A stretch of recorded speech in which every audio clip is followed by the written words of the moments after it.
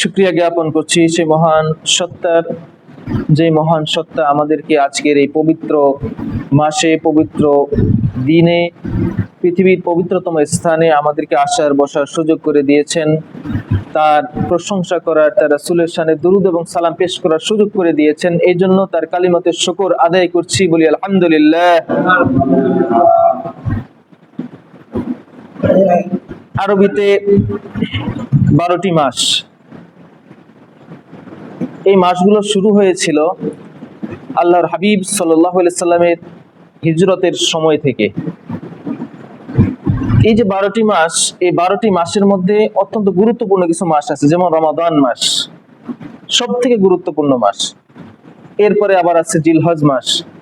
এই মাসগুলোর মতোই একটা মর্যাদাপূর্ণ মাস হলো এই এখন যে মাসটা চলতেছে, এই মাসটার নাম হলো মুহররম মাস।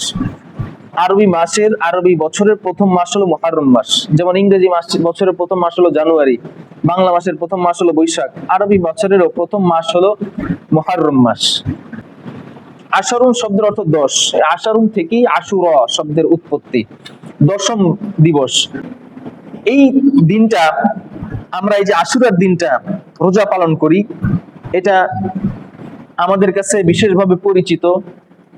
বিশেষভাবে আমাদের এই আশুরার দিনটা জানা একটি দুঃখবহ ঘটনার কারণে এটা আমরা বেশিরভাগ জানি।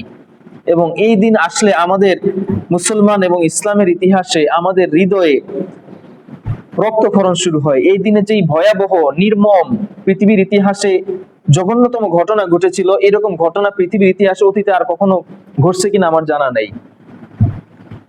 আল্লাহর হাবিব সাল্লাল্লাহু আলাইহি সাল্লামের দৌহিত্র, তার কলিজার টুকরা কন্যা ফাতিমা রাদিয়াল্লাহু তাআলা আনহা, তার পুত্র হযরত হুসাইন রাদিয়াল্লাহু তাআলা আনহুকে এই আশুরার দিনে কারবালার প্রান্তরে পানির কষ্ট দিয়ে পিপাসার্ত অবস্থায় নির্মম ভাবে শাহাদাত বরণ করানো হয়েছিল। এই জন্যে এই দিনটা আমাদের কাছে অত্যন্ত মর্মন্তুদ, অত্যন্ত কষ্টদায়ক, অত্যন্ত দুঃখের একটি দিন। অন্যদিকে হযরত মুসা আলাইহিস সালামকে আল্লাহ রাব্বুল আলামিন এই দিন ফিরাউনের হাত থেকে রক্ষা করেছিলেন, এই জন্য এটা আনন্দেরও দিন বটে। তো যাই হোক, আসলে এই ঘটনাটা কিভাবে ঘটেছিল ইসলামের ইতিহাসে, আল্লাহর হাবিব সাল্লাল্লাহু আলাইহি সাল্লামের ইন্তেকালের পরে আমরা একটু পেছনের দিকে যাইতে হয় এই কারবালার ঘটনা জানার জন্য। আল্লাহর হাবিব সাল্লাল্লাহু আলাইহি সাল্লাম যখন ইন্তেকাল করলেন, এর পরবর্তীতে রাষ্ট্রপ্রধান কে হবেন এটা আল্লাহর হাবিব সাল্লাল্লাহু আলাইহি সাল্লাম নির্ধারণ করে যান নাই। তবে ইশারা ইঙ্গিতে তিনি বলে গিয়েছেন। কারণ আল্লাহর হাবিব সাল্লাল্লাহু আলাইহি সাল্লাম যখন অসুস্থ হইলেন, প্রচন্ড অসুস্থ হইলেন, দাঁড়াইতে পারছিলেন না, হাঁটতে পারছিলেন না, তখন হযরত আবু বকর রাদিয়াল্লাহু তাআলা আনহুকে তিনি ইমামতি করার নির্দেশ দিয়েছিলেন। অনেক সাহাবায়ে কেরাম ছিলেন, আশারায়ে মুবাশশিরা ছিলেন, জান্নাতের সুসংবাদপ্রাপ্ত সাহাবায়ে কেরাম ছিলেন। তাদের মধ্য থেকে তিনি বাছাই করে আবু বকরকেই তার মসজিদের ইমামতি করার জন্য নির্দেশ দিয়েছিলেন। তো রাসূলের ইন্তেকালের পরে সাহাবায়ে কেরাম এই দিকটা বিবেচনা করে যে আল্লাহর রাসূল প্রেসিডেন্ট ছিলেন, তিনি নামাজ পড়াইতেন, ইমামতি করতেন, যেহেতু তার ইন্তেকালের আগেই তিনি আবু বকরকে আদেশ করেছিলেন নামাজ পড়ানোর জন্য, তখন সকল সাহাবায়ে কেরাম ঐক্যমত হইলেন যে আবু বকরকে আমরা পরবর্তী খলিফা নির্বাচন করি। আবু বকর রাদিয়াল্লাহু তাআলা প্রথম দিকে রাজি ছিলেন না, কিন্তু সাহাবায়ে কেরামদের পিড়াপিড়ি জোড়াজুড়িতে আমি বলেছিলাম এক জুমার খুতবায় যে আবু বকর রাদিয়াল্লাহু তাআলা যেদিন খলিফা হইলেন তারপর দিন তিনি সকালবেলা কাপড়ের গাঁটটি কাঁধে নিয়ে রওনা করছেন বাজারে বিক্রি করার জন্য। মানে তার খলিফা হওয়ার এই মহান দায়িত্ব গ্রহণ করার কোনো ইচ্ছা ছিল না, কিন্তু সাহাবায়ে কেরামদের জোর জবরদস্তিতে তাকে খলিফা বানানো হয়েছিল। এবং পরবর্তী যারাই খলিফা হয়েছিলেন, এই খুলাফায়ে রাশেদা, তারা কেউ ক্ষমতা চান নাই, তাদেরকে জোর করে ক্ষমতা দেওয়া হয়েছে। এবং আল্লাহর হাবিব সাল্লাল্লাহু আলাইহি ওয়াসাল্লামের নির্দেশও ছিল এইটাই যে হযরত আব্দুর রহমান ইবনে সামুরা রাদিয়াল্লাহু তাআলা আনহুকে আল্লাহর হাবিব সাল্লাল্লাহু আলাইহি ওয়াসাল্লাম বললেন যে লা তাসআলিল ইমারাতা ফাইন উতিতাহা আন মাসআলাতিন উকিলতা, যে আব্দুর রহমান ইবনে সামুরা, তুমি কখনো ক্ষমতা চেয়ে নিবে না। যদি তুমি ক্ষমতা চেয়ে নাও, তাহলে ক্ষমতার কারণে, ক্ষমতা গ্রহণ করার ফলে যেই ভুল ত্রুটিগুলো হবে, এটার জন্য এটার প্রভাব তোমার উপরে পতিত হবে, এটার জন্য তোমাকে জবাবদিহি করতে হবে, তোমাকে এটার ভার বহন করতে হবে। আর যদি তুমি না চাইতে তোমাকে কেউ জোর করে ক্ষমতা দেয়, তাহলে আল্লাহর পক্ষ থেকে তোমাকে সাহায্য করা হবে। এই জন্য ক্ষমতা কখনো চাইতে হয় না, আল্লাহ রাসূলের নিষেধ এটা। ক্ষমতা কারো কাছে চাওয়া যাবে না।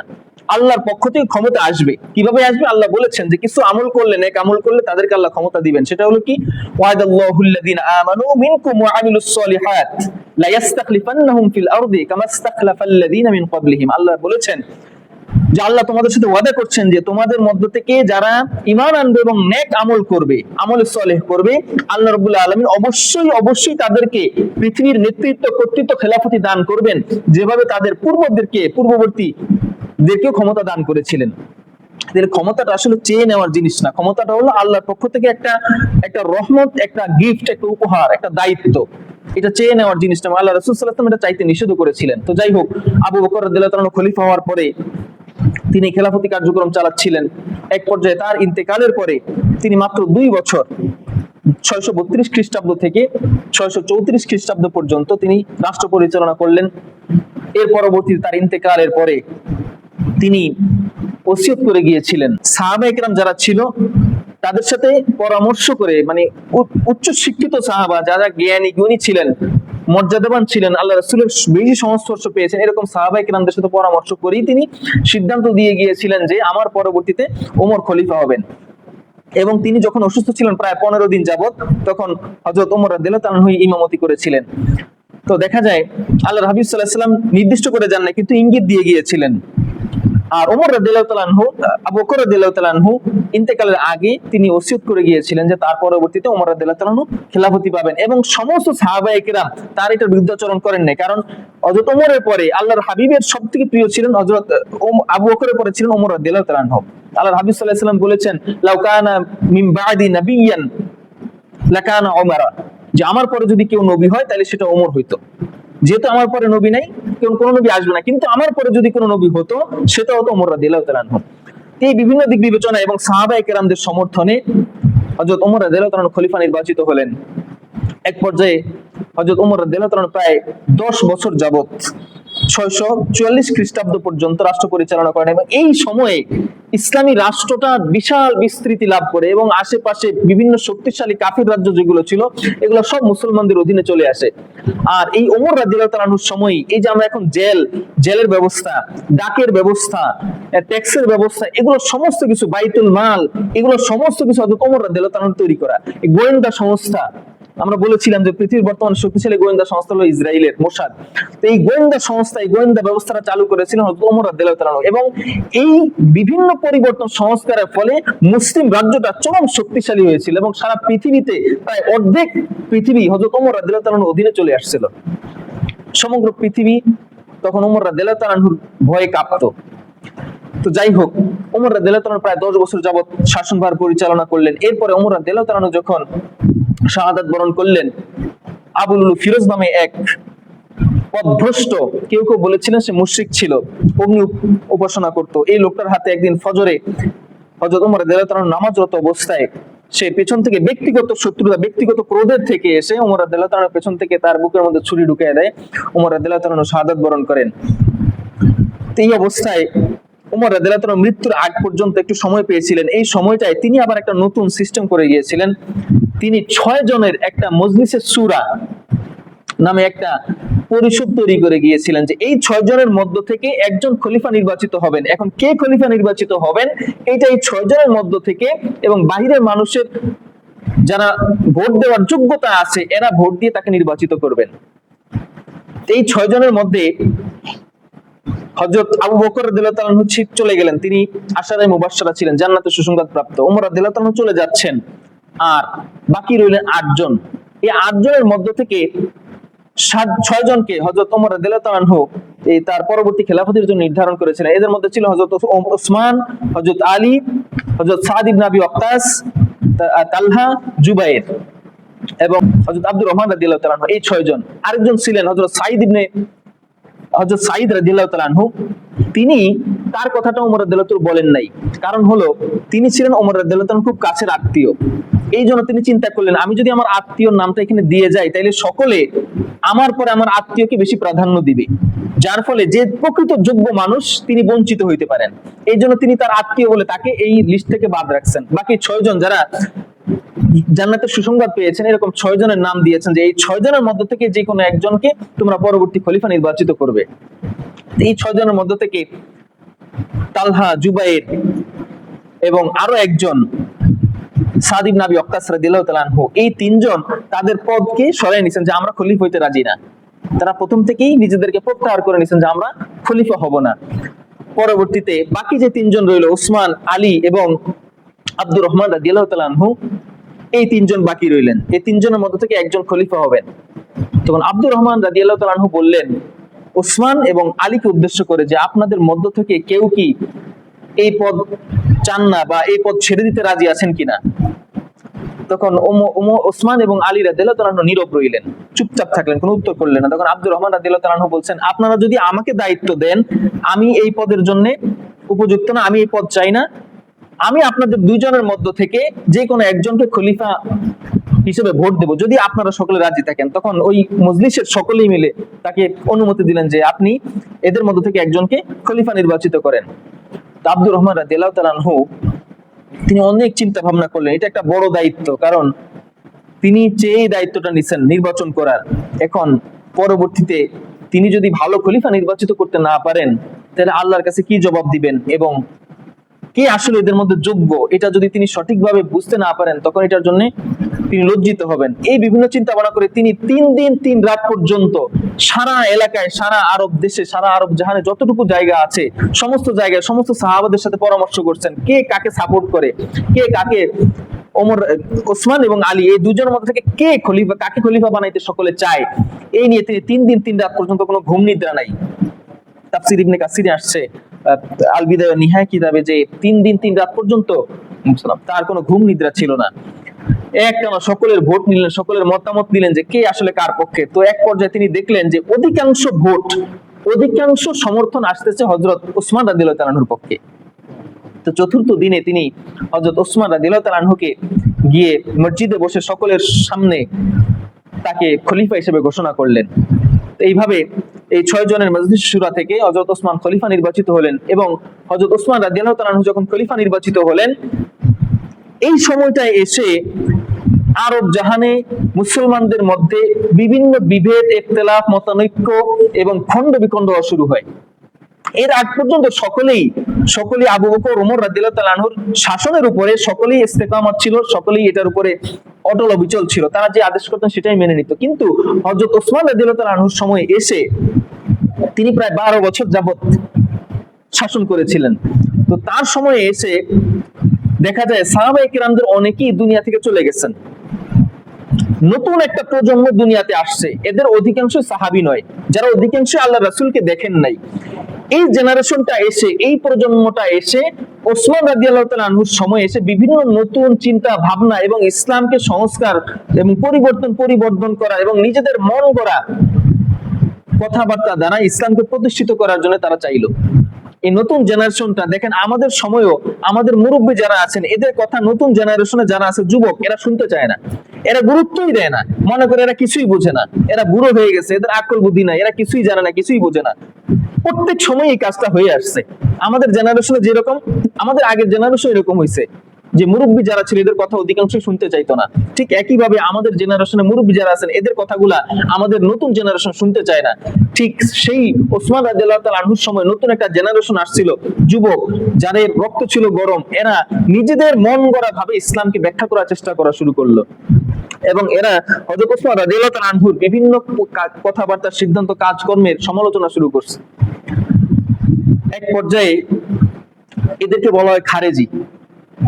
এরা বিভিন্ন এলাকা থেকে এসে একটা কঠিন পর্যায়ে বিভিন্ন অভিযোগ নিয়ে এসে হযরত ওসমান রাদিয়াল্লাহু তাআলা আনহুর মদিনার মধ্যে ওসমান রাদিয়াল্লাহু তাআলা বাড়ির আশেপাশে তার অবস্থান নিল। হযরত ওসমান রাদিয়াল্লাহু তাআলা আনহু ঘরকে ঘেরাও করলো। তো ওই সময় যে সমস্ত সাহাবায়ে কেরাম জীবিত ছিলেন তারা অধিকাংশই হজের মৌসুম ছিল, হজে চলে গেছেন। এদের মধ্যে আরেকটা অংশ কেউ কল্পনাই করতে পারেন নাই যে এই সময় কোন মুসলমান হযরত ওসমানের মতো একজন জান্নাতি সাহাবীকে হত্যা করতে পারে। আল্লাহ রাসূলের জামাতা, আল্লাহ রাসূলের জামাই তার 2 মেয়েকে বিয়ে করেছেন, এরকম একজন সাহাবী, জান্নাতের সুসংবাদপ্রাপ্ত সাহাবী, একজন জলিলুল কদর সাহাবী, একজন খোলাফায়ে রাশিদার একজন, এরকম একজন সাহাবীকে রাষ্ট্রনেতাকে কোনো মুসলমান হত্যা করতে পারে এটা কল্পনাই করে নাই। কিন্তু ওরা এতই উদ্ভ্রান্ত হয়েছিল, মানে ওরা যেটা বলবে এটাই সঠিক, এরকম একটা অবস্থা হয়ে গেছিল। এখনো যারা খারেজি দুনিয়াতে আছে, আল্লাহর হাবিব সাল্লাল্লাহু আলাইহি ওয়াসাল্লাম এদের সম্পর্কে বলেছিলেন যে এরা কুরআন তেলাওয়াত করবে, কিন্তু কুরআন এদের কণ্ঠনালী অতিক্রম করবে না। কুরআন পড়বে, প্রচুর কুরআন পড়বে, কিন্তু এদের কণ্ঠনালী থেকে অন্তর পর্যন্ত কুরআনের আলো পৌঁছাবে না। এদেরকে ওই যুগে বলা হতো কুররা, অধিক পাঠকারী। এরা অধিক কোরআন তেলাওয়াত করতো, প্রচুর কোরআন তেলাওয়াত করতো। তো এরা যেটা মন গড়া কোরআনুল কারীমের যে ব্যাখ্যা নিজেরা বুঝতো ওইটাকেই সঠিক মনে করতো, আর কারো ব্যাখ্যা তারা গ্রহণ করতো না। তো যার ফলে তারা উসমান রাদিয়াল্লাহু তাআলার সিদ্ধান্ত, তার ইজতিহাদকে বিভিন্ন ভাবে তারা এটাকে কলুষিত করা শুরু করলো, এটা বদনাম করা শুরু করলো, এটা সমালোচনা শুরু করলো। এক পর্যায়ে তারা মদিনায় এসে চূড়ান্ত ভাবে উসমান রাদিয়াল্লাহু তাআলার ঘর ঘেরাও করলো। তো তারা যেই দাবিগুলো করেছিল, মদিনার সাহাবায়ে কেরামরা মনে করেছিলেন রাদিয়াল্লাহু তাআলা আনহু আজমাইন যে হয়তোবা উসমান রাদিয়াল্লাহু তাআলা আনহু তাদের কোনো একটা দাবি মেনে নিয়ে তাদের সাথে সমঝোতা করবেন, এটা একটা সমাধান হয়ে যাবে, এই চিন্তা করে তারা আর এটাকে তোয়াক্কা করেনি, গুরুত্ব দেন নাই। আর অধিকাংশ সাহাবায়ে কেরাম চলে গিয়েছিলেন হজে। তো যার ফলে উসমান রাদিয়াল্লাহু তাআলা আনহু তিনি ছিলেন অত্যন্ত সরল মনা এবং নরম মেজাজের। তিনি তার সেনাবাহিনী যারা ছিল, বডিগার্ড যারা ছিল, তাদেরকে খুব সতর্ক করে দিয়েছিলেন যে খবরদার, এরা মুসলমান, এরা কোনোভাবে পথভ্রষ্ট হয়েছে, এরা আসছে, এদের গায়ে কেউ হাত তুলবে না, কেউ তরবারি তাদের পোস্ট থেকে বের করবে না। তো যার ফলে উসমান রাদিয়াল্লাহু তাআলার বডিগার্ড যারা ছিলেন এরাও আর এদেরকে প্রতিহত করার চেষ্টা করেন নাই। কয়েকদিন যাবত তারা উসমান রাদিয়াল্লাহু তাআলা আনহুকে ঘেরাও করে রাখছেন। তবে উসমান রাদিয়াল্লাহু তাআলা আনহু নামাজে যাইতেন আসতেন। সর্বশেষ যেদিন উসমান শাহাদাত বরণ করলেন, সেই তার 2 দিন তাকে ঘর থেকে বের হতে দেওয়া হয় নাই। কয়েকজন সাহাবী, আব্দুল ইবনে আব্বাস সহ কয়েকজন সাহাবী রাদিয়াল্লাহু তাআলা আনহুম গিয়ে তাদের সেখানে ওসমান রাদিয়াল্লাহু তাআলা আনহুকে ব্যক্তিগতভাবে পাহারা দেওয়া শুরু করলেন। কিন্তু এক পর্যায়ে আবু বকর রাদিয়াল্লাহু তাআলা আনহুর ছেলে, হযরত আবু বকর রাদিয়াল্লাহু তাআলা আনহুর ছেলে কোনোভাবে এদের সাথে মিশে গিয়েছেন, মুহাম্মদ ইবনে আবু বকর। তিনি সহ কয়েকজন খারেজি কুররা কয়েকজন ঢুকে গেছে হযরত ওসমান রাদিয়াল্লাহু তাআলা ঘরের মধ্যে। গিয়ে হযরত আবু বকরের যে ছেলে মুহাম্মদ, তিনি গিয়েই ওসমান রাদিয়াল্লাহু তাআলার দাড়ি ধরে টান দেওয়া শুরু করছেন। যখনই তিনি তার দাড়িতে হাত দিলেন, তার ঘাড়ে বর্ষা দিয়ে আঘাত করলেন, হযরত ওসমান বললেন, হে মুহাম্মদ ইবনে আবু বকর, তুমি যে জায়গায় আমার হাত দিয়েছো, এই জায়গায় তোমার বাবা কখনো হাত দেওয়ার সাহস করে নাই, কখনো হাত দেন নাই। সাথে সাথে মুহাম্মদ হাত ছেড়ে দিয়ে তিনি পিছনে সরে গেছেন। তখন উসমান রাদিয়াল্লাহু তাআলা আনহু বললেন, পেছনের কিছু ঘটনা স্মরণ করায় দিয়া, যে মানুষেরা তোমরা কেন আমাকে হত্যা করতে চাও? আল্লাহর হাবিব সাল্লাল্লাহু আলাইহি ওয়াসাল্লাম বলেছেন মাত্র 3টা কারণে মানুষকে হত্যা করা যাবে। এক, সে যদি কাউকে হত্যা করে এটার বিনিময়ে তাকে হত্যা করা যাবে। সে যদি মুসলমান হওয়ার পরে মুরতাদ হয়ে যায় তাহলে তাকে হত্যা করা যাবে। এভাবে 3টা কারণের কথা তিনি বললেন। তো বললেন যে আমি তো কাউকে হত্যা করি নাই, তোমরা কেন আমাকে হত্যা করতে চাও? আমি তো মুসলমান থেকে মুরতাদ হয়ে যাই নাই, আমি আল্লাহকে আল্লাহ বলে স্বীকার করি, তোমরা তারপর কেন আমাকে হত্যা করতে চাও? আমি তো 3টা কারণের মধ্যে পড়ি না। ও আরেকটা কারণ হলো, কেউ যদি বিবাহিত অবস্থায় জেনা করে তাহলে তাকে পাথর মেরে হত্যা করতে হবে, আমি তো জেনাও করি নাই, তোমরা কেন আমাকে হত্যা করতে চাও? কিন্তু ওই যে ওদের রক্ত গরম, ওদের মাথায় রক্ত উঠে গেছে, ওরা ওসমানকে হত্যা করবেই, এটা তাদের সিদ্ধান্ত হয়ে গেছে। এরপর ওসমান রাদিয়াল্লাহু তাআলা আনহু পেছনে কিছু ঘটনা বললেন যে দেখো, আল্লাহর হাবিব সাল্লাল্লাহু আলাইহি ওয়াসাল্লাম মদিনায় হিজরতের পরে মসজিদে নামাজে পড়ার জন্য মুসল্লিদের মসজিদে জায়গা হতো না। তখন তিনি ঘোষণা দিলেন যে কে আছো, একটু জমি কিনে দাও মসজিদে, যাতে মুসল্লিরা একসাথে জামাতের সাথে নামাজ আদায় করে। তার জন্য আল্লাহ রাব্বুল আলামিন জান্নাতে এর চেয়ে উত্তম জমি বরাদ্দ করবেন। তখন ওইখানে গিয়ে জমি কিনে আল্লাহর হাবিব সাল্লাল্লাহু আলাইহি ওয়াসাল্লামকে গিফট করেছিলাম, হাদিয়া দিয়েছিলাম, ওই মসজিদে দান করেছিলাম। আল্লাহর হাবিব সাল্লাল্লাহু আলাইহি ওয়াসাল্লাম বলেছিলেন, মদিনা যাওয়ার পরে মিষ্টি পানির কোনো কূপ নাই, একটা মাত্র কূপ আছে। এই কূপটা কে কিনে দিতে পারবে? যে কিনে দিবে এই কূপটা মুসলমানদের পানি খাওয়ার জন্য কিনে দান করবে, জান্নাতে তার জন্য এর চাইতে উত্তম পানির ব্যবস্থা আল্লাহ রাব্বুল আলামিন করবেন। তখন কেবলমাত্র আমি সেখানে গিয়ে এই পানির কূপটা ক্রয় করে দান করেছিলাম, গিফট করেছিলাম। এরপরে তাবুক যুদ্ধে হযরত মুহাম্মদ সাল্লাল্লাহু আলাইহি ওয়াসাল্লাম ঘোষণা দিয়েছিলেন যে কে আছো তোমাদের মধ্যে যে এই যুদ্ধের সমস্ত প্রস্তুতি সম্পন্ন করার জন্য দান করতে পারো? তখন আমি সেদিন ওসমান ওই যুদ্ধের সমস্ত কিছু আমি ব্যবস্থা করেছিলাম, এমনকি ঘোড়ার উটের লাগাম লাগানোর জন্য গলার দড়িটার পর্যন্ত ব্যবস্থা আমি করেছিলাম। তোমরা কি সেই ওসমানকে হত্যা করতে চাও?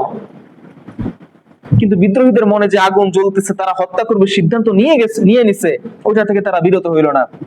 ওইখানেই হযরত ওসমানকে আঘাতের পর আঘাত করা শুরু করলো। এক পর্যায়ে ওসমান রাদিয়াল্লাহু তাআলা আনহুর স্ত্রী নাইলা, তার স্ত্রী যখন আসলো তাকে ঠেকানোর জন্য, তাকেও আঘাত করলো। আঘাত করার সাথে সাথে তার একটা আঙ্গুল ছিঁড়ে পড়ে গেল ওসমানের স্ত্রীর। ওসমান রাদিয়াল্লাহু তাআলা যখন কুরআন তিলাওয়াত করতেছিলেন, তার ঘাড়ের, তার শরীরের রক্তগুলো কোরআনের উপরে টপ টপ করে ঝরছিল। এই অবস্থায় তারা হত্যা করে সেখান থেকে চলে গেল। এই ঘটনা যখন শুনলেন, এটা তো মদিনার ঘটনা, এই ঘটনা যখন সিরিয়া, ইয়েমেন, তারপরে ইরাকের গভর্নররা শুনলেন, সেখানে মানুষরা শুনলেন, তারা তো হাই হাই শুরু করে দিলেন, তারা কান্নাকাটি শুরু করে দিলেন যে ওমর ওসমানের মতো একজন লোক, খলিফা আল্লাহর হাবিবের জামাতা, আশরায়ে মুবাশশিরা একজন, তাকে হত্যা করা হলো, নির্মম ভাবে তার স্ত্রীকে আঘাত করা হলো। সমস্ত এলাকায় ক্রন্দন শুরু হয়ে গেল। এরপরে এখান থেকে নোমান ইবনে বশীর রাদিয়াল্লাহু তাআলা আনহু হযরত ওসমান রাদিয়াল্লাহু তাআলার এই রক্ত ভেজা জামাটাকে, একটু সময় নিয়ে আজকে আপনাদের ঘটনাগুলো জানাই। হযরত ওসমানের এই রক্ত ভেজা জামাটাকে আর ওই যে তার স্ত্রীর আঙ্গুলটা কেটে গেছে, আঙ্গুলটা নিয়ে তিনি সিরিয়ায় চলে গেছেন। সিরিয়ায় ছিলেন হযরত মুহাম্মদ সাল্লাল্লাহু আলাইহি ওয়াসাল্লামের অত্যন্ত কাছের একজন সাহাবী মুয়াবিয়া রাদিয়াল্লাহু তাআলা আনহু। তিনি ওহী লেখক ছিলেন, তার কাছে চলে গেলেন। তার কাছে যাওয়ার কারণ হলো হযরত মুয়াবিয়া রাদিয়াল্লাহু তাআলা আনহু ওসমান রাদিয়াল্লাহু তাআলা অত্যন্ত কাছের ছিলেন এবং দুইজন একই বংশের ছিলেন। তো নোমান ইবনে বশীর হযরত ওসমান রাদিয়াল্লাহু তাআলা আনহুর সেই রক্তে ভেজা কাপড়টা আর তার স্ত্রীর আঙ্গুলটা, কাটা আঙ্গুলটা নিয়ে গেলেন। নিয়ে যে যখনই তিনি সিরিয়ায় ঢুকলেন, ঢুকার পরে এই ঘটনা শোনার সাথে সাথে ওই পোশাকগুলা দেখে সিরিয়ার মধ্যে কান্নার রোল পড়ে গেল। মুয়াবিয়া রাদিয়াল্লাহু তাআলা আনহু ওই আঙ্গুলটা আর ওই পোশাকটা নিয়ে জুমার খুতবা দিতে শুরু করলেন এবং জুমার খুতবায় বারবার ওই পাঞ্জাবিটা উত্তোলন করে সমস্ত সাহাবায়ে কেরামকে দেখাচ্ছিলেন যে এই দেখো এই অবস্থা, মদিনার এই অবস্থা, এই অবস্থা করছে। সমস্ত সাহাবায়ে কেরামের মধ্যে কান্নার রোল পড়ে গেল। প্রায় 70,000, ইতিহাস লেখে 70,000 মানুষ ওই দিন ক্রন্দন করতে করতে, মানে প্রায় একটা বছর যাবত ওই মসজিদের ওই পাঞ্জাবির পাশে, ওই পাঞ্জাবিটা ঝুলন্ত অবস্থা ছিল মসজিদে, ওই মসজিদটায় প্রায় এক বছর যাবত ওই এলাকার সমস্ত মানুষগুলা ওইখানে কান্নাকাটি করছে, ক্রন্দন করছে হযরত ওসমানের জন্য। তারা প্রতিশোধ নেওয়ার জন্য এই খারেজি, এই কুররাদেরকে হত্যা করার জন্য সিদ্ধান্ত নিল। এক পর্যায়ে ওসমান রাদিয়াল্লাহু তাআলা আনহুর শাহাদাতের পরে যখন আলী রাদিয়াল্লাহু তাআলা খলিফা নির্বাচিত হলেন, এটা নিয়ে অনেক ঘটনা আছে যে কিভাবে আলী রাদিয়াল্লাহু তাআলা খলিফা হইলেন। তো খলিফা হওয়ার পরে সকলে মিলে সাহাবায়ে কেরামদের বেশিরভাগ একটা অংশ চাইলেন যে আগে ওসমান রাদিয়াল্লাহু তাআলা আনহুর হত্যার বিচার করা হোক। কিন্তু খারেজিরা সেই সময় এত শক্তিশালী ছিল, তাদের বিরুদ্ধে কাজ করার মতো শক্তি হযরত আলীর প্রশাসনের ছিল না। এই জন্য আলী রাদিয়াল্লাহু তাআলা আনহু দূরদর্শী মানুষ, তিনি চিন্তা করলেন যে আমি একটা বিশৃঙ্খলা করলেই হবে না, প্রতিশোধ নিতে গিয়ে হাজার হাজার মানুষ মারা যাবে, এরকমটা যেন না হয়। এরাও তো মুসলমান, হয়তো পথভ্রষ্ট হয়েছে, আর সরাসরি তো সবাই এই হত্যার সাথে জড়িত না, একজনকে প্রতিশোধ নিতে গেলে দেখা যায় অনেকেই এটার সাথে জড়িয়ে যাবে। এই জন্য তিনি চিন্তা করলেন আগে আমার ক্ষমতাটাকে শক্তিশালী করতে হবে, আমার প্রশাসনকে শক্তিশালী করতে হবে, এরপরে প্রতিশোধ, এরপরে এটার কেসাস আদায় করতে হবে। কিন্তু অনেক সাহাবায়ে কেরাম, আবেগের জায়গা তো, হযরত ওসমান রাদিয়াল্লাহু তাআলা হত্যা করা হলো, দিনে দুপুরে তাকে রক্তাক্ত করা হলো, তার স্ত্রীর গায়ে হাত তোলা হলো, এটা অনেক সাহাবায়ে কেরাম সহ্য করতে পারেন নাই। এটার পক্ষে ছিলেন হযরত তালহা, হযরত জুবাইর এবং হযরত মা আয়েশা সিদ্দিকা রাদিয়াল্লাহু তাআলা আনহা, রাসূলের স্ত্রী। এই তিনজন ছিলেন যে ওসমানের প্রতিশোধ এখনই নিতে হবে। এক পর্যায়ে এরা তিনজন বসরার দিকে রওনা করছেন, যে বসরার মানুষদেরকে তারা একত্রে নিয়ে সেনাবাহিনী জড়ো করে এদেরকে প্রতিশোধ নিবেন এবং যারা বসরায় পালিয়ে গেছে তাদের থেকে প্রতিশোধ দিবেন। বসরা হলো বর্তমান ইরাকে। হযরত আলী রাদিয়াল্লাহু আনহু নিয়ম হলো যিনি খলিফা হবেন সমস্ত প্রদেশের যারা গভর্নর আছে, সিরিয়া, ইয়েমেন, মিশর, এই গভর্নরেরা তার হাতে বায়াত গ্রহণ করবেন যে আজ থেকে আপনার প্রশাসন, আপনার দেশ আমরা মানতে বাধ্য, এই মনে বায়াত করবেন। তো অনেকেই আলী রাদিয়াল্লাহু তাআলা আনহুর হাতে বায়াত গ্রহণ করার পরেও ওই যে মুয়াবিয়া রাদিয়াল্লাহু তাআলা আনহু, তিনি বায়াত গ্রহণ করেন নাই। কারণ তিনি চাইছিলেন ওসমান রাদিয়াল্লাহু তাআলা হত্যার বিচার আগে বিচার করতে হবে, তারপরে খলিফা নির্বাচন। কিন্তু মদিনার অধিকাংশই হযরত আলী রাদিয়াল্লাহু তাআলা আনহুকে হাতে বায়াত গ্রহণ করছে, এই জন্য তিনি খলিফা হয়ে গেলেন। তো তিনি ওই মুয়াবিয়া রাদিয়াল্লাহু তাআলা আনহুর সাথে সমঝোতা করার জন্য, যে তিনি কেন বায়াত করলেন না, এই জন্য সিরিয়ার উদ্দেশ্যে রওনা করছেন। তো পথিমধ্যে তিনি শুনলেন যে হযরত আয়েশা সিদ্দিকা রাদিয়াল্লাহু তাআলা আনহা এবং জুবাইর এবং তালহা, এই তিনজন বসরায় গেছেন প্রতিশোধ গ্রহণ করার জন্য ওসমানের। তখন তিনি সেখান থেকে সিরিয়ার দিকে না গিয়ে পথ ঘুরে তিনি বসরার দিকে রওনা করলেন, যে আগে গিয়ে তাদের সাথে সমঝোতা করে আসি, তাদের সাথে আগে সমাধানটা করে আসি। তিনি যখন বসরায় রওনা করলেন, বসরার বাইরে থেকে তিনি কাকা রাদিয়াল্লাহু তাআলা আনহুকে দূত হিসেবে পাঠাইলেন মা আয়েশা সিদ্দিকা রাদিয়াল্লাহু তাআলা আনহার কাছে, যে আপনারা যে সিদ্ধান্ত নিয়েছেন আমি সিদ্ধান্তে রাজি, তবে আমাকে একটু সময় দিতে হবে। এখন আমরা যদি যুদ্ধ করি, আমরা যদি মতানৈক্য করি, হানাহানি করি, তাহলে আমাদের এই মুসলিম রাষ্ট্র কে দেখভাল করবে, কে মুসলিম রাষ্ট্রের সীমানা রক্ষা করবে? আমরা যদি সবাই নিজে নিজে মারামারি করে এখানে মৃত্যুবরণ করি, তাহলে দেশ দেখবে কে, ইসলাম কায়েম করবে কে? এই জন্য তিনি চিঠি পাঠাইলেন এই মর্মে। আয়েশা রাদিয়াল্লাহু তাআলা, তালহা এবং জুবাইর তারাও বুদ্ধিমান ছিলেন, তারা চিন্তা করলেন যে আসলেই তো ঠিক, আমরা মুসলমান মুসলমান কেন মারামারি করব? তারাও চিঠি পাঠাইলেন, ঠিক আছে তাহলে আপনি আসেন। তো আলী রাদিয়াল্লাহু তাআলা তার সেনাবাহিনী সহ বসরায় ঢুকলেন। ঢোকার পরে এখানে যারা খারেজি ছিল, যারা ওসমান হত্যার সাথে জড়িত ছিল, এরা যখন দেখলো যে এরা যুদ্ধ করবে, এটা ছিল তাদের চাওয়া, কিন্তু যখন দেখলো তারা সমঝোতা করে ফেলছেন এবং তারা মিলেমিশে গেছেন, তখন এটা তাদের জন্য এটা চিন্তার দুশ্চিন্তার কারণ হয়ে গেল যে এরা যদি মিলেমিশে যায়, তাহলে ক্ষমতা শক্ত হয়, তাইলে এর পরবর্তীতে আমাদের উপরে প্রতিশোধ নেওয়া হবে, ওসমান হত্যার বিচার করা হবে, আমাদেরকে ফাঁসিতে ঝোলানো হবে, আমাদেরকে হত্যা করা হবে। এই জন্য তারা অত্যন্ত সুচতুর ভাবে আলী এবং আয়েশার সেনাবাহিনীরা যখন শিবির করলো রাত্রে ঘুমাবে, এই গভীর রাত্রে তারা এসে হঠাৎ করে দুই পক্ষের উপর আক্রমণ করে বসলো ঘুমন্ত অবস্থায়। আলী রাদিয়াল্লাহু সেনার উপরে আক্রমণ করলো, আয়েশা রাদিয়াল্লাহু তাআলা সেনার উপর আক্রমণ করলো। তো তারা যখন ঘুমের মধ্যে হঠাৎ করে আক্রমণের শিকার হলেন, তারা ঘুম থেকে উঠে মনে করলেন যে এটা আলী রাদিয়াল্লাহু সেনাবাহিনীরা মনে করলো যে আয়েশার সেনাবাহিনী আমাদেরকে আক্রমণ করছে, আর আয়েশা রাদিয়াল্লাহু তাআলা সেনাবাহিনীরা মনে করলো যে মনে হয় আলীর লোকেরা এই সন্ধি ভঙ্গ করে আমাদের উপর আক্রমণ করছে, তারাও আক্রমণ করা শুরু করলো। এই আক্রমণ সারা রাত্র চললো, পরস্পর যুদ্ধ চললো, কেউ চিনতে পারলো না কে কাকে আক্রমণ করতেছে, কেউ জানতে পারলো না কে শুরু করলো, কে হামলা করলো। সকলেই বিপরীত দলের মানুষকে শত্রু মনে করে আক্রমণ করা শুরু করলো। সারাদিন যুদ্ধ চললো। হযরত আলী রাদিয়াল্লাহু তাআলা তার ছেলে হাসানকে উদ্দেশ্য করে বলছেন, ইয়া বুনাইয়া লাইতা আবাকা মাতা ক্বাবলা হাযাল ইয়াওম বি20 আমান। হে হাসান, তোমার পিতা এই আলী যদি এই দৃশ্য দেখার আগে আরো 20 বছর আগে ইন্তেকাল করতো, সেটাও ভালো হতো। কারণ তিনি ওই দৃশ্য সহ্য করতে পারছিলেন যে একজন মুসলমান আরেকজন মুসলমানকে হত্যা করতেছে, একজন মুসলমান আরেকজন মুসলমানের গলা থেকে মাথা কেটে আলাদা করে ফেলতেছে, রক্তে রক্তে ওই এলাকাটা, ওই মাঠটা বন্যায়, রক্তের বন্যায় ভেসে গেছে। মুসলমানকে হত্যা করতেছে, ভাই ভাইকে হত্যা করতেছে। সেখানে এই দৃশ্য দেখে তিনি সহ্য করতে পারলেন না, বললেন, হাসান, এর থেকে 20 বছর আগে যদি তোমার বাবা দুনিয়া থেকে চলে যেত, এটাই উত্তম হইতো, কল্যাণকর হইতো। সর্বশেষ যুদ্ধ করতে করতে এক পর্যায়ে যখন যুদ্ধ থামলো, আয়েশা রাদিয়াল্লাহু তাআলা আনহাকে সম্মানের সাথে আলী রাদিয়াল্লাহু তাআলা সিরিয়া মদিনায় পাঠিয়ে দিলেন। দেওয়ার পরে এবার আলী রাদিয়াল্লাহু তাআলা চিন্তা করলেন এটা তো সমাধান হলো, এবার মুয়াবিয়া রাদিয়াল্লাহু তাআলার সাথে একটু বোঝাপড়া করার দরকার। তিনি কেন আমার হাতে বায়াত নিলেন না, কি তিনি কেন প্রতিশোধ নেয়ার জন্য এভাবে তৎপর হয়ে আসছেন? তিনি সিরিয়ার দিকে রওনা করলেন। এক পর্যায়ে যখন সিরিয়ার কাছাকাছি পৌঁছলেন, সিফিন নামক এলাকায় যখন পৌঁছলেন, সেখানে পৌঁছার পরে মুয়াবিয়া রাদিয়াল্লাহু তাআলা আনহু সেনারাও সেখানে পৌঁছলো। মুয়াবিয়া রাদিয়াল্লাহু তাআলা আনহু সেনারা পানি দখল করে রাখছে, তারা পানি খাইতে দিবে না। এক পর্যায়ে পানি নিয়ে তাদের মধ্যে ছোট্টখাটো একটা যুদ্ধ হলো। সর্বশেষ যুদ্ধ যখন চললো দুই পক্ষের মধ্যে, এদের মধ্যে খারেজিরা ঢুকে গেছে, ওই যারা ওসমান হত্যার সাথে জড়িত ছিল, এরা এই যুদ্ধের মধ্যে ঢুকে গেছে। তারা আলীর পক্ষ অবলম্বন করলো, কারণ আলী চাইছিলেন বিচারটা দেরি হোক, আর তারাও চাইছিল বিচারটা দেরি হোক, আর বিচারটা পরে হলে হয়তো নাও হইতে পারে, এরকমই চাইছিল। তো যখন যুদ্ধ চললো, এক পর্যায়ে হযরত মুয়াবিয়া রাদিয়াল্লাহু তাআলা আনহুর সেনাবাহিনী পর্যদস্ত হয়ে যাচ্ছিল, পরাজয় বরণ করতেছিল। তখন আমর ইবনে আস রাদিয়াল্লাহু তাআলা আনহু ছিলেন এই মুয়াবিয়া রাদিয়াল্লাহু তাআলা আনহুর সেনাপতি। তিনি চালাকি করে মুয়াবিয়াকে পরামর্শ দিলেন যে আমরা এই যুদ্ধ যদি এখন বন্ধ না করি, তাহলে আমাদের পরাজয় নিশ্চিত। এখন এই যুদ্ধ বন্ধ করার উপায় কি? চলেন আমরা বর্ষার মাথার মধ্যে কুরআনুল কারীম ঝুলাইয়া বলি যে কুরআনই হবে আমাদের সমাধান, আমরা যুদ্ধ বন্ধ করি। তো তখন তারা এই কাজটা করলেন। করার পরে বর্ষার মাথার মধ্যে কুরআনুল কারীমের গিরাফ ঢুকাইয়া বর্ষার মাথায় ধারণ করে বললেন যে আমরা যুদ্ধ বন্ধ করি, চলো, এই কুরআনুল কারীমই আমাদের মধ্যে সমাধান করবে। তখন আলী রাদিয়াল্লাহু আনহু এবং তার সাহাবায়ে কেরাম সকলেই কুরআনুল বিধানের কথা বলছেন, কুরআনের ফয়সালার কথা যেহেতু বলছেন, এটা বিদ্যাচরণ করার কোনো সুযোগই নাই, কোনো মুসলমানের এটা সুযোগ নাই। তারা যুদ্ধ থামাই দিলেন, বন্ধ করে দিলেন, তারা সমঝোতা করলেন এবং তারা দুজন বিচারক নির্ধারণ করলেন। হযরত মুয়াবিয়া রাদিয়াল্লাহু তাআলার পক্ষ থেকে একজন, তিনি হলেন আমর ইবনে আস, আর হযরত আলী রাদিয়াল্লাহু আনহু একজন আব্দুল্লাহ ইবনে আব্বাসকে বলছিলেন যে তিনি বিচারক হবেন, আমরা সালিস নিয়োগ দিই না আমাদের, যে আমার পক্ষ থেকে উনি যে রায় দিবেন উনি আমার বিচারক, আর বিপরীত পক্ষ থেকে একজন সালিস নিযুক্ত করেন।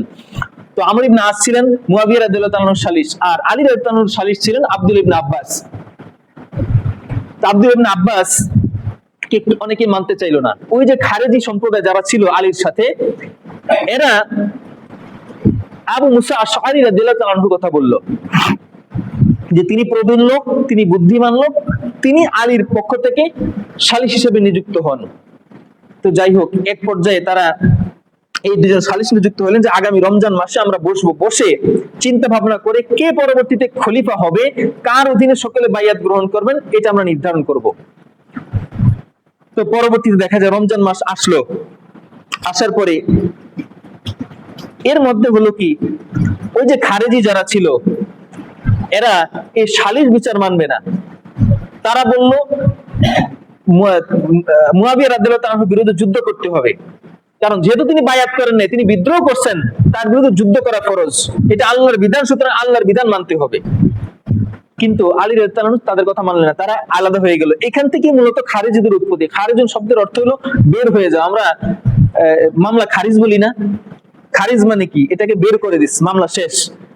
এই খারিজ শব্দ থেকেই খারেজি, যারা ওই দল থেকে বের হয়ে গেল, এরা আলীর দল থেকে বের হয়ে গেল, এরা আলীকেও খলিফা হিসেবে অস্বীকৃতি জানাইলো যে যেহেতু তিনি আল্লাহর বিধান লঙ্ঘন করছেন, তাদের বিরুদ্ধে যুদ্ধ করলেন না, সুতরাং তিনি তার অধীনে রাষ্ট্র চলবে না।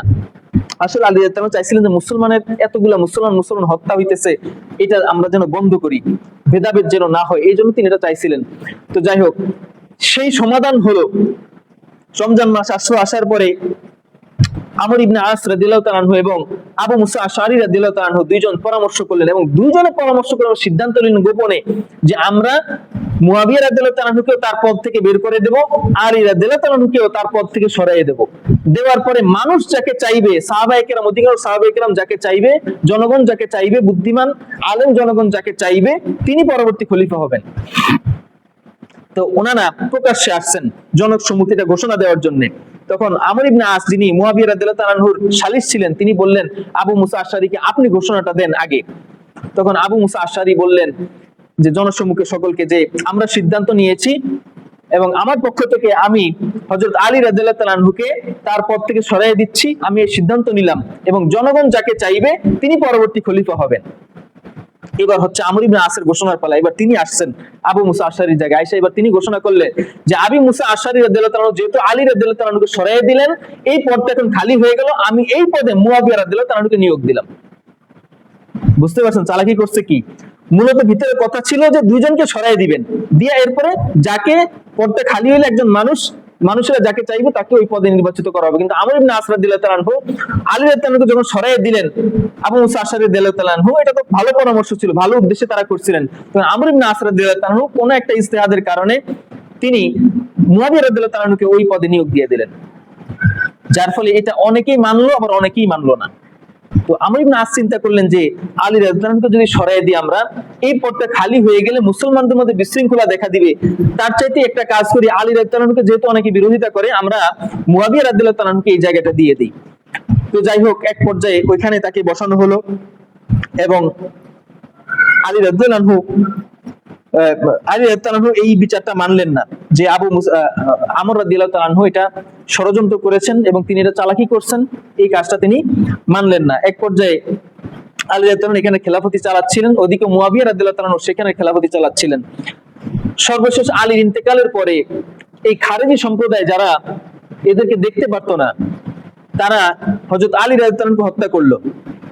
সময় তো অনেক হয়ে গেছে, এই জুমা আলোচনা শেষ করতে পারবো না, আজকে শেষ করে দিই, আগামী জুমা ইনশাআল্লাহ বাকি অংশ আলোচনা করব। আল্লাহ যদি তৌফিক দান করেন, মা তৌফিক ইল্লা বিল্লাহ, ওয়া মা আসআলুকুম মিন আজরিন ইন আজরিয়া ইল্লা আলা রাব্বিল আলামিন।